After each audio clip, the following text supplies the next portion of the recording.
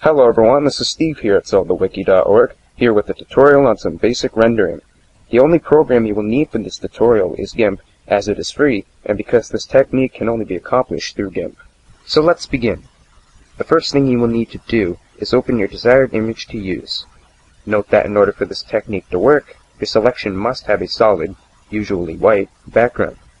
I have chosen a clean, high-resolution stock to work with, which is a good thing to do when this is your first time. Our first step will be to navigate up to Layer, Transparency, and Add Output Channel.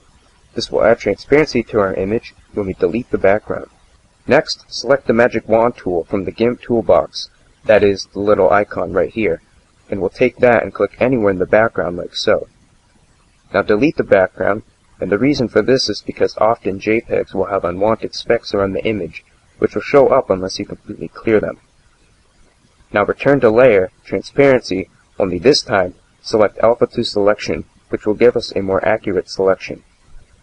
At first glance, it may seem to be finished. However, there is still some leftover background present, so we'll want to take care of that. So now that we have our selection around the render, which should look like a line of marching ants, we can go ahead and invert the selection and grow it to our liking.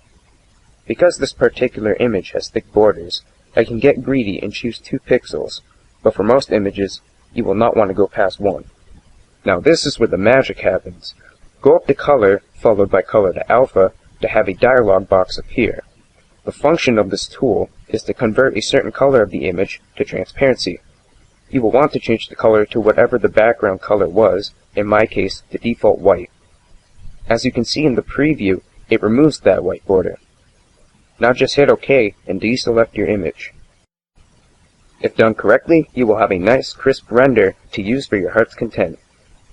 Well, this wraps up my tutorial, so if you have any questions, feel free to ask in the comments below. Until next time, take care everyone.